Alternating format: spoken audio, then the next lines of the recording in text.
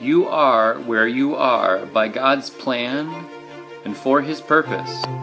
Paul made this very clear to the Athenians as he spoke to them in the Areopagus. He told them God determined the places and the times and the people around you so that you would know God. So you are where God wants you to be.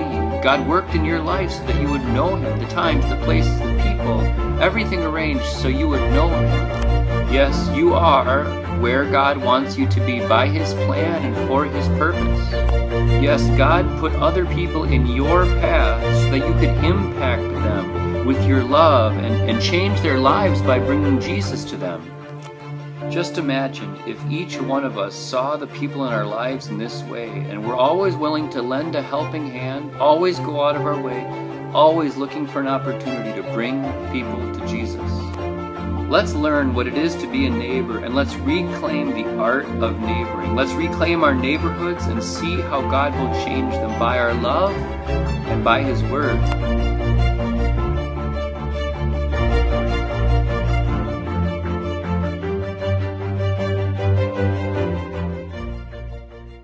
And you're sitting in the crowd as Paul speaks in the Areopagus.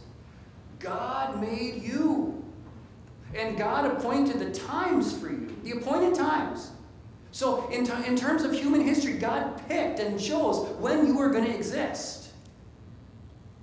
Your birth date is as sure to God as your end date, and by God's grace through Jesus, there is no final date on your tombstone, because eternity is where you're headed.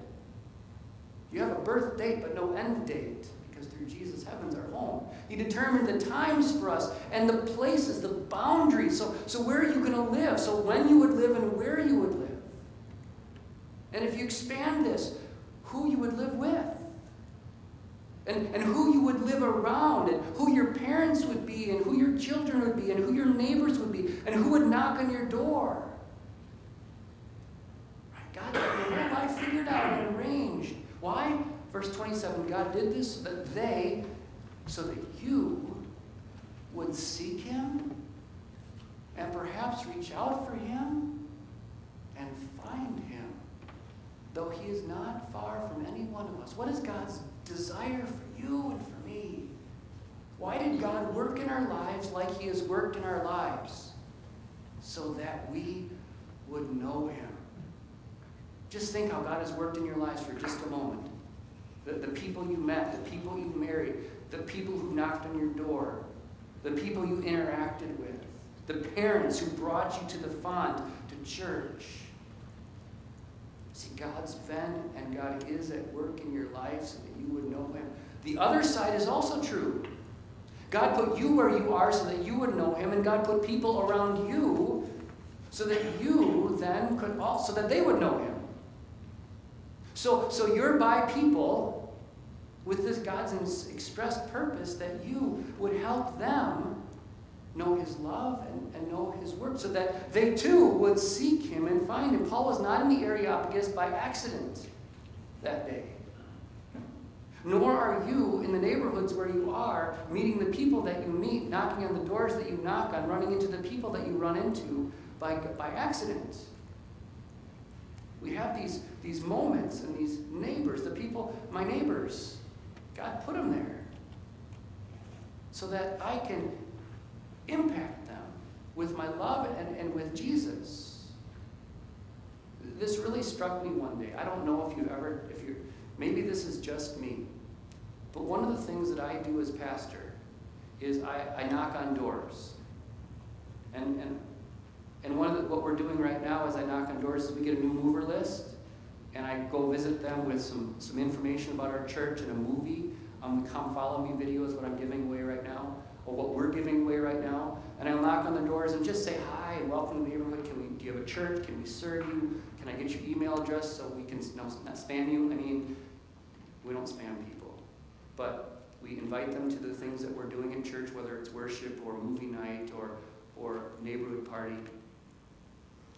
And it struck me one day as I drove out of my driveway at about 6:30, and I waved to my neighbor. There's something wrong with this picture. I'm going to get 1 minute or less knocking on somebody's door, trying to build a relationship so that maybe they'll come to church. And God's given me a captive audience. Unless they move, I have a neighbor right next to me that over time I can love and build a relationship with, and maybe, just maybe, tell them about Jesus, and maybe, just maybe, I can invite them, they can come to church one day. Isn't that a little bit messed up? It'd be a little bit messed up like this. If I were to tell all of you about Jesus, but then would never tell my kids about Jesus. Doing my job, but I'm neglecting my kids. I'm doing my job, but I'm neglecting my neighbor. See, we get so busy in our daily lives, and there's all kinds of reasons that we don't. We get so busy, whatever it is, that we don't love our neighbors. So over the next couple of weeks, we're going to talk about who, we're going to talk about how, and we're going to mostly talk about Jesus. Because no one can love like Jesus. So we're in Luke chapter 10. We're going to walk through the story of the Good Samaritan, the interaction between Jesus and the teacher of the law in Luke chapter 10. And understand what it is, or maybe better, why it is, that we love our neighbor. That's the command. If you're taking notes, you can write that down at the top sheet on the inside of the program. Love your neighbor. Let's understand today why. Today we're not going to, well, there's a little bit of what, and a little bit of how, and a little bit of who, but more to the point, why. Okay, love your neighbor. In Luke chapter 10, what's the context? Here's the first verse, Luke 10:25. Teacher! Who is this guy who's talking to Jesus? He's a teacher of the law. So basically, he's an expert at God's law. He knew every little letter, every little cross T, I. He could say, here's what God really means when he says love. Here's what God really means when he says this. I'll share some Greek with you later. Maybe he'd do a little bit of that. This is what God really means when he says this in Hebrew. He'd explain it, and he'd take it deeper so that the people could really understand. So now this guy, this teacher of the law, this expert, he's a little bit like the kid in the back of class who wants to cause trouble.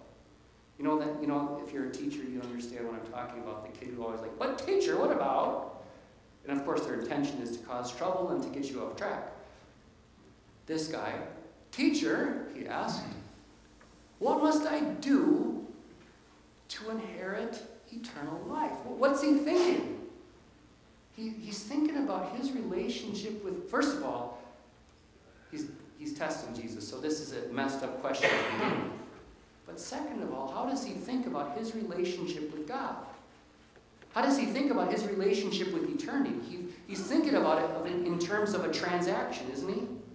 I'll do this for you, God, and you'll do this for me. It's kind of a tit for a tat. I'll do for you, you do for me. So he's asking Jesus in a tongue-in-cheek kind of way because he assumes he already knows the answer, and he's trying to get Jesus in trouble. But he's saying, what must I do? Now, Jesus understands it's not about what you do, it's about who you believe in. But Jesus plays along for a little bit because he wants to teach this guy. It's not about what you do. In fact, if it were about what you do, you could never do it. So Jesus plays along, and he says, verse 26, what is written in the law? What is written in the law? Jesus is talking to him. How do you read it? So he's testing the guy's expertise. The teacher answered, love the Lord your God with all your heart, and with all your soul, and with all your strength, and with all your mind, and love your neighbor as yourself. Jesus replied, do this and you will live. Jesus plays along, doesn't he? So if you want to please God, if you want to play the transaction relationship kind of game, if you want to get to heaven by doing, you want a checklist, what's God's checklist? See, people's checklists don't matter, but God's checklist does. So what is God's checklist? Love God in everything. In other words, hold nothing back. Not one part of your life, not one part of your being, don't hold any part back, all in. Love God with heart, soul, mind, strength, and love your neighbor as yourself. Love your neighbor like you want to be loved. Jesus is trying to get this man to this place where he says, yikes, Jesus wants to break this guy. spiritually. Break his heart, get him right between the heart, right between the eyes, right in the middle of his heart. So, but this guy, notice what he does. What's his question? And who is my neighbor? See what he's doing? He's looking for this loophole. Like, Jesus, because this teacher of the law, remember the Pharisees, teachers of the law, experts in the law, remember what they did. They were up here, and everybody else was down here. So there were people in the community that this guy didn't want to hang out with. I don't want to hang out with the leper. They got to go on the other side of the street, and when they pass, they got to cry out, unclean, unclean. That way I know I should stay on the other side of the street. And the tax collectors, and the prostitutes, and the people caught in addictions, we don't hang out with them. And those neighbors that stay up all night drinking, keeping us up in the middle of the night, and those neighbors that play their loud music, and they take up the whole cul-de-sac with their cars, and that their trash blows down the streets. Am I stepping on your toes a little bit? See, we like to try to find our way around what Jesus tells us here. And yet if we get to the heart of our hearts, and we get to what's going on here, there's people that we really don't want to love. There's people, this has been on my mind a little bit. We talk a lot about our rights in America, but when do we give up our rights to love somebody else? When do I put my rights aside for somebody else? When do I say to the Hispanic who's not learning English, I'm going to learn Spanish because I love you? You're all like, wait, this is America, we should learn English. I'm asking the question, and I'm stepping on your toes right now, and I know I am. But this is the thing, right? Jesus wants to show us, and he wants to show this man, you don't love, who is my neighbor? We're looking for an excuse. So Jesus tells a story. He tells a story about a guy who was on his way from Jerusalem to Jericho, taking a trip. And on the way, he got mugged, and he got robbed, and he's lying on the side of the road, beaten and bloodied, and probably half naked, if not all the way naked, and probably dying. And three guys passed by. First guy was a priest, pastor, leader of the church. He saw him. Not sure what he's thinking. Maybe he's too busy. Maybe, don't want to get involved with that. I don't know. But he passed by on the other side. A Levite, one of the leaders in the church, somebody who should know better. Don't know his reasons, passed by on the other side. And then Jesus said, then a Samaritan came. And I'll read this to you in a second. But a Samaritan, understand what a big deal this would have been. What a huge shock in the eyes. It was such a shock that later on the guy doesn't say the Samaritan, he says the guy who had mercy. He doesn't even use the name, the title that Jesus gives him. Samaritan this was like this mixed race.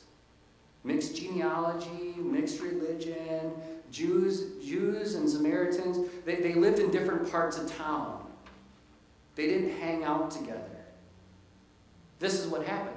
But a Samaritan, as he traveled, came where the man was, and when he saw him, he took pity on him. We're going to come back to that phrase, he took pity on him.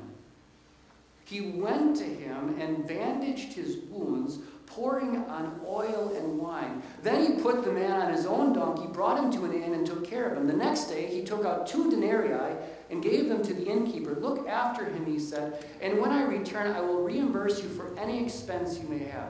Just think about the love that this guy shows. Who knows where he's going, but he stops his journey. Maybe he's on a business trip and he's on a connecting flight and this guy needs help, so he cancels his connecting flight, says, I'm going to help you, let's go to the hospital. Then he digs into his wallet and he pays the upfront cost. And then he promises the hospital, when I get back, I'll cover the rest of the bill. he gave completely of his time, of his money, of his effort. He totally put aside his own plans so that he could take care of this guy. See where Jesus is leading us and leading this guy, this teacher of the law? You're not as good as you think you are. So Jesus asked him, which of the three do you think was a neighbor to the man who fell into the hands of robbers? The expert in the law replied, the one who had mercy on him. He couldn't even say the Samaritan. That would have been faster. The one who had mercy on him. Jesus told him, go and do likewise. Why does Jesus tell this story? Is it so that we know how to love better? Is it so that we know who to love better? So that we remember again and again, I should love everybody no matter who, no matter when, no matter how. No. Remember the point. This man's living in a transactional relationship with God. I do for you, God, and you'll do for me. He's trying to get this man to see you're not doing what you should be. You're hopeless and helpless without me. I wish I knew how the story would end. But this is where Jesus leaves this man. See, the truth is, if we want to live in a transactional relationship with God, and if we think that loving our neighbor is the way to do it, if I just love my neighbor right, then God will love me and my life will be better. No. Love your neighbor not because of what you get. We're not loving God. We're not loving our neighbor because God's going to do something for us. We're not doing what we do so that God will pay us back. And it's even true we're not doing for our neighbor because they're going to pay us back. Did this Samaritan get anything back? Did he expect anything back? I don't even know if the Samaritan would meet him. Maybe when he got back to the hospital, the guy had checked out. Never got to meet him. Did he love him because he was going to get paid back? Maybe get his name in headlines? No, we don't love him because of what we get. And what you see as you walk through this is, Jesus wants to step on our toes a little bit and get into our lives a little bit and say, you belong to me, and you're not doing what I tell you you should be doing. But see, where Jesus wants to drive us and teach us, and the reason he wants to break us and step on our toes a little bit is because he wants us to see that he's the only one who can love like this. So love your neighbor. And this is the big, if you take one thing home today, take this home. Love your neighbor not because of what you get, not from God, not from them, but because of what he gave. Not because of what you get, but because of what he gave. Verse 33, I told you I was going to come back to it. I want to come back to it right now. But a Samaritan, as he traveled, came where the man was, and when he saw him, he took pity on him. I want to teach you a little Greek today. Splanchnizomai. Say that really quick. Splanchnizomai. Come on. Splanchnizomai. I know you can't read it. You're like, that's Greek to me. Of course it is, because it is Greek. Say it again. Splanchnizomai. Are you awake now? I know. Okay, so when it says the Samaritan took pity on him, that's the word splanchnizomai. And I promise you, I'm not trying to just show you how smart I am, because I'm not. I have a dictionary that helps me understand all these things. It means to feel compassion, to have pity on, to be moved. Just to give you a picture of what this might look like. It's real. Actually, it's a feeling that's in your. It's a Greek word that takes you to your bowels in the Greek language. We talk about the heart as the seat of emotions. For the Greeks, your intestines were the seat of your emotion, the deepest part of your innards. Like too much information for a Sunday morning. Okay, you feel a deep, heartfelt brokenness. So you probably saw the picture of the little Syrian boy who was being carried out of the water after his family's boat capsized, where they're trying to get away. And you saw this picture of, I don't know whether it was a police or a aid worker just carrying this little boy out of the water. My sister, I don't have her permission to share this, but I'm going to share it anyway. She didn't tell me yes or no, so I'll take that as permission. She said, "My heart hurts. I see this picture of this dead boy being carried out of water, and I just want to hold my Joy. Joy is her daughter. My heart hurts." That gets to the heart, at least as close as we can get to what splanchnizomai is. It's your heart hurts because you see something so tragic and so heartbreaking that your heart, you're way down deep inside. It hurts and it's broken. Now, I'm telling you about splanchnizomai because did you know, there are other words to have pity and to have mercy in the Greek language, but did you know, I'm going to tell you, now you'll know, splanchnizomai is only used to talk about the mercy and the compassion of God. It's only used to talk about the mercy and the compassion of God. And one of the things that calls to mind for us is we can't have this kind of emotion because it's a God emotion and a God compassion and a God mercy that we want to have, but we don't. That we should have, but we won't. But God does. So it's used in the story of the widow at Nain. There was a funeral procession. These strong guys were carrying a coffin. In the coffin was a widow's son. Her husband was dead. Jesus saw the procession and his heart hurt. He splanchnizomai. He was compassionate for the widow and he raised her son from the dead. It's the word that Jesus uses in the parable of the prodigal son. The two lost sons and the generous father who saw his son a long way off and his heart hurt. He splanchnizomai his son who was lost but now was found. See, when Jesus saw us not loving like we should, his heart hurt. He knew that we couldn't save ourselves. He knew we could never pay what should be paid. So he intervened. And he, in a way, is the Good Samaritan whose heart hurt, who stopped at the dead and bloody, dying and bloodied body on the side of the road and gave up everything, spent everything for us. Look at a few passages with me. 2 Corinthians 8:9. Though he was rich. Think about the inconvenience of this. Jesus was rich. He was in heaven's high throne. He was with God in heaven. He was co-creator, co-ruler, co-owner of everything with God and the Holy Spirit. He's in heaven, but he left everything.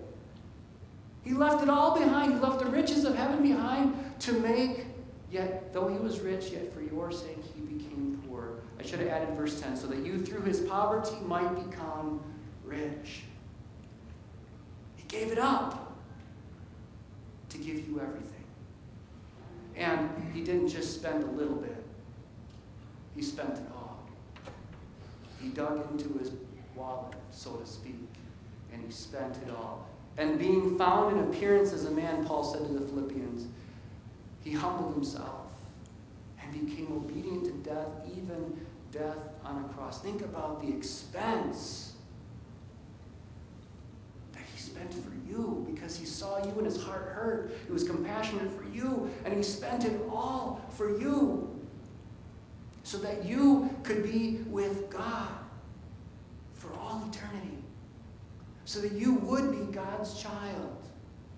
So that you wouldn't die but live. And think about the discomfort Jesus felt. Sometimes we don't want to get involved because it might be uncomfortable. Think about the discomfort Jesus felt when he was on the cross. Jesus cried out in a loud voice, Eloi, Eloi, lema sabachthani, which means, my God, why have you forsaken me? The most uncomfortable thing we should ever have to face would be separation from God. But Jesus took that. He was separated from God. He felt God turning his face away from him. At the end of the service, we say, the Lord bless you and keep you. The Lord make his face shine on you, be gracious to you. The Lord look on you with favor. What was happening? God was saying, no, I'm looking away. He looked away. My God, why have you left me? For you. God looked away from Jesus so that he would never look away from you. That's the love of Jesus. That's what he gave. He gave up himself to the greatest discomfort and spent everything he had for you. For you. And that changes us and the way we love. Look what Paul says. Christ's love compels us, this compassion, this splanchnizomai. The love of Jesus compels us because we are convinced that one died for all, and therefore all died. And he died for all, that those who live should no longer live for themselves, but for him who died for them and was raised again. Jesus died for you to change you, to change the way you look at the world, to change the way you look at God. You don't live in a transactional relationship with God because Jesus already paid whatever the transaction required. Do you get that? You see that? God required perfect life, perfect love. Jesus paid perfect life, perfect love. God required as payment innocent death, innocent blood. Jesus gave innocent death, innocent blood. See, all that needed to be paid was paid. There's nothing more that needs to be done, and that changes us. It changes the way we look at God, changes the way we look at our relationship with God, it changes the way we look at other people. It changes the reason we love other people, and it changes the question, doesn't it? Remember the question that the teacher of the law asked? Who's my neighbor? What's he doing? Looking for a loophole. He's looking for a reason not to. Looking for a reason he doesn't have to. See, but now that Jesus has loved us like he has, it changes the question. Now we're not asking, who do I have to love? I don't have to love anybody, but I want to love everybody. So neighbor, now I'll encourage you, it becomes a verb. Remember how we always say love is a verb, not a noun? Neighbor is, it's also a noun, but it's a verb. Neighbor is to ask a new question. It's not asking who's my neighbor, it's asking, who can I love? To whom can I show the love of Jesus? To whom can I be a neighbor? And it starts at home. It extends to the people in our neighborhood, the people right next door to us. It extends to the people we rub shoulders with every day. Can you imagine if we lived like this and showed this kind of love to the people around us, and we loved like Jesus loved? Not because we have to, not because we get anything, but because of what he gave. God help us to do it. God help us to do it. And he will. He will. And all God's people said,